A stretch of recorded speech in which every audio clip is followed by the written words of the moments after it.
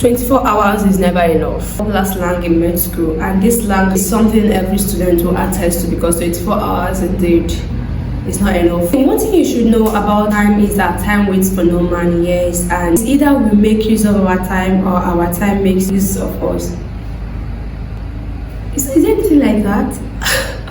So it's either we make use of our time or we end up misusing our time. So either you're using your time well or you are not using it well. So I think this is better.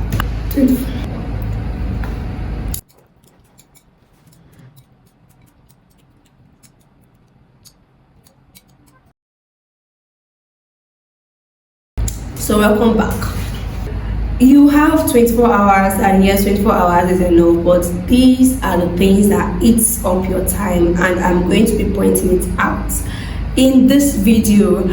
Let me tell you something. As a student, you have a lot on your table and you have to maximize your time, and if you don't use your time well, you will end up not being productive. And remember, I am out here for your productivity, and today I'm going to be pointing out some things that eats up your time as a student. So the first thing that eats up our time is waking up late. Yes, waking up late. Ideally, for every student, it's always good for you to wake up before 6 o'clock. This is what I do when I was in school. I try as much as I can to wake up on time. Most times our lecture time starts by 8 o'clock. So this is what I do. I wake up by 5:30, quickly do my quiet time from 5:30 to 6:30, and then from that 6:30 to 7 o'clock, I don't stand up to look forward to it until I read something. So I'm taking out 30 minutes of my time to just go through something, maybe what we are going to do that day, or prepare for the lecture, or just glance through the slide, or I just have to do something academics, and before I step out to eat in the morning, if I'm eating that morning. From 7 o'clock to, of course, 7:50, I've searched for what to eat, and of course I've taken my bath and I'm going to school. So wake up very early so that you can do all these things before you go to school, so you don't go to class late, and you don't also miss out with your morning routine, your quiet time, your 30 minutes of studies. So if you can add 30 minutes every morning to revise whatever you've read the last day or the previous day, it will be wonderful. There's something about studying in the morning. Beautiful to study in the morning. Our brain is still fresh. You're just waking up. You can just incorporate that 30 minutes every morning. I do 30 minutes. You can add it on to be 1 hour by waking up by 5 o'clock a.m. every day, or you can wake up by 4 a.m. every day. Then you see that you can read for 2 hours. I love reading in the morning because I pay maximum attention to my studies early in the morning. Okay, the next thing that eats up your time is improper planning, not planning your day. The first thing I do after my quiet time every morning is to write down my plans for the day. I do it that morning, but sometimes it's always good to do it a day before. Okay, like after studying at night, I'll write down my plans for the next day. But personally, what I do, because I believe that I have to do my quiet time before I write down my plans. So what I do is to write down my plans immediately after my quiet time. So writing down my plan is incorporated into my quiet time. So after my quiet time, I write down my plans, and that will help me manage my time well. So one thing that will eat up your time, if you don't have any plan at all for that day, you see that day will go. 24 hours will not be enough, because by the time you are getting yourself, you might have spent 12 hours out of the 24 hours you're having a day. That is why you will shout. 24 hours is not enough. Writing down your plan, you should start with things that you want to do that day. Okay, for example, after my quiet time, I'll write, eat breakfast, take my bed, go to class, then in class do this, write down everything I have to do that day. I'm writing them down so that whatever that I don't write down in that my plans, and I will not be doing it. Okay, and if peradventure I have to do anything that is outside my plans, I should know that my plan is my priority. Okay, and that will bring me to my next point. prioritizing things. For example, I wouldn't want to wash my clothes in the morning when I have lecture that morning. No, my priority first is going for lectures, right? So make sure in writing down your plan that you have priorities and they should come first. They should be at the top of your plan list, okay? So that if you are able to achieve these ones, you know that I have had a fulfilled day. And there are some things in your plan that even if you don't achieve them that day, you might still sleep well. But there are some things that if you don't achieve, you will not sleep. So those things should be your top priority that day. There are things that you must do, that there are things that you may do, there are things that needs to be done, but it's not a problem if you don't do it. So these are ways to prioritize things when you're writing down your plan. So one thing that will help you not to waste your time is to plan your day, know your priorities, and stick to them, okay? So the next thing on my list is leaving off study for when you have a longer time for it. Let me tell you, once lecture is going on, you might never have 8 hours stretch for study. You might never have free 6 hours. You might never have free 5 hours, even 3 hours to study. So don't always wait for these long hours for you to start studying. Learn how to fix your study time within the short hours that you have. For example, I'm in class, maybe class is meant to start by 8 o'clock a.m. and I'm going to class by 8 o'clock a.m. but I have it in mind that sometimes we will be waiting for the lecturer and it will be 9 o'clock a.m. and sometimes we might be waiting for the lecturer and it will be 8:30 a.m. So what am I doing with that 30 minutes of my time? Some students will want to use it to gist. Some students will want to use it to watch movie. Some students will want to use it to do a lot of things, to chat and to respond to chats. But then some students will also want to use it to read. So according to what I have in my plan, I'm writing down the things I want to study that day. So I'm going to class with those books or with the slides or with the material. So while waiting for my lecturer, I would bring out the topic I want to study that day, and I will be going through it, okay, as I'm waiting for my lecture. So I'm studying as I'm waiting for my lecture. So I'm making use of that short intervals between lectures to study. I'm not now waiting for all the lectures to be over, then I will rest and then I will have to study.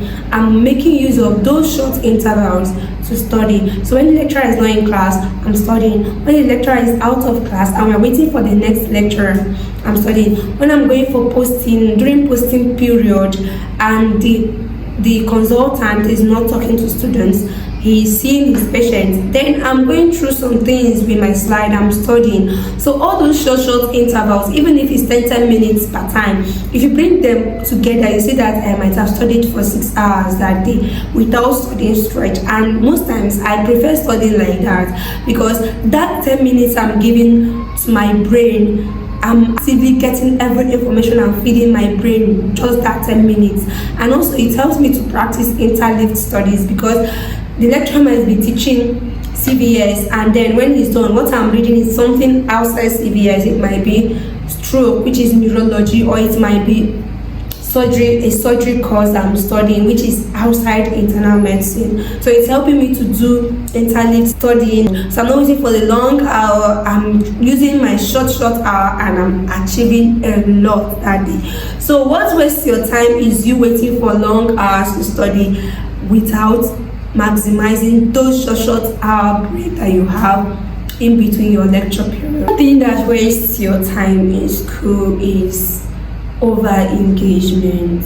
One thing you should understand is that as a Christian student, you have so many things doing, and you have to learn how to prioritize things, okay? You have to learn how to cut off from some activities, cut off from other engagement that will waste your time, okay? For example, as a Christian student, while I was in school, I was my fellowship president, JCCF president, and that was my priority at that moment. Every other thing is not my priority. So the fact that I'm the JCCF president, and then the fact that I want to also do very well in my school, these two are where I'm channeling my energy to. So you just have to discover a few things that you can channel your energy to. and then every other thing comes. Okay, so as a leader in a fellowship, your studies and your fellowship comes first.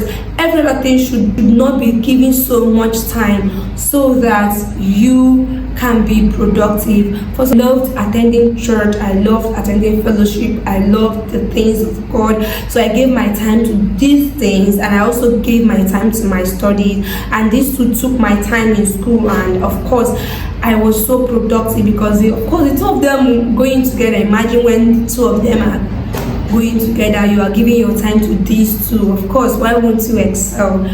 Then I also gave my time to some extra school activities. Of course, I attended some outreaches, yes, but I didn't prioritize these things. I just added them as things I need to also do in school, so to learn outside school.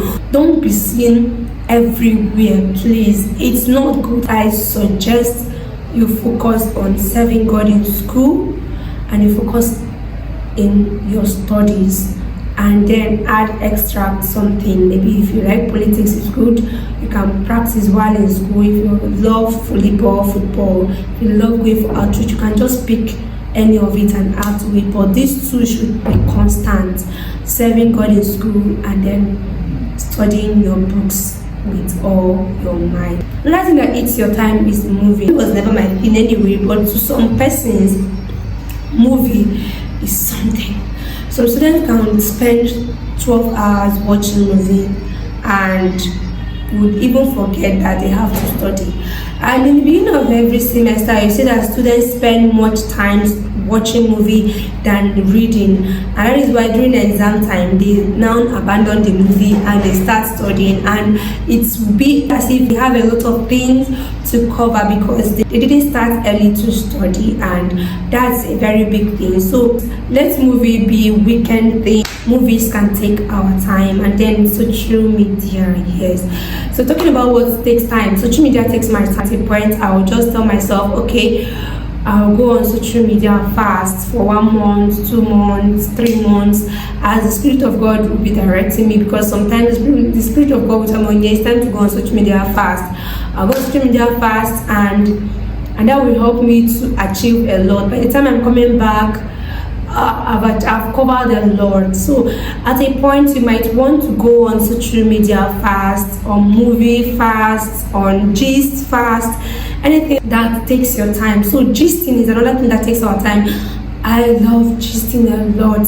So whenever my friend comes up and we are gisting, try as much as you can to convert that gisting time to revision time, so you don't spend the whole day gisting with your friends. Next thing is sleep. Yes, one thing I struggled with so much in school is sleeping, and in as much as sleep is important for memory consolidation, it can also deprive us from doing a lot of things. So as a student, try as much as possible to be disciplined when it comes to sleep. Sleep can deprive us from achieving a lot of things. Sleep can eat up your time, so try as much as you can to balance it up, okay, so that you sleep when you're supposed to sleep and study when you're supposed to study, and give enough time to study that you give to sleep, okay? So please don't sleep. So the next thing I would like to talk about is the fact that some students love being in so many study groups, because by the time you are moving from one study group to another, you don't have enough time for yourself anymore. You are in just one group. After the group discussion, you can go home and revise whatever you've discussed, and that will save you a lot of time than jumping from one group. You are in group A, you are in group B, you are in group C, you are in study group D. No matter how fantastic their study method is, please don't be in more than one study group. At least push your group to be as effective as that group that you admire. Don't stay here, you are everywhere. It will take away your time. It's going to limit you, and it's going to eat up your time for personal stuff. This video is very important, because if you don't have enough time, no matter the principles I have given out in my previous video, you will not even have enough time to apply those principles. That is why you have to know things that are actually eating up your time, so that you can do away with some of them and you can maximize the time, and so that 24 hours would be enough for you. Before I end this video, I would like to ask you for one important favor, and that is to like this video, to share this video, and also to comment so that I will know how this video has helped you. Thank you very much for staying to the end. My name is Dr. Onyewuchi, and my channel name is Witty Onye. Stick around if your aim is to be a productive and an excellent youth. Thank you, and God bless you. Bye.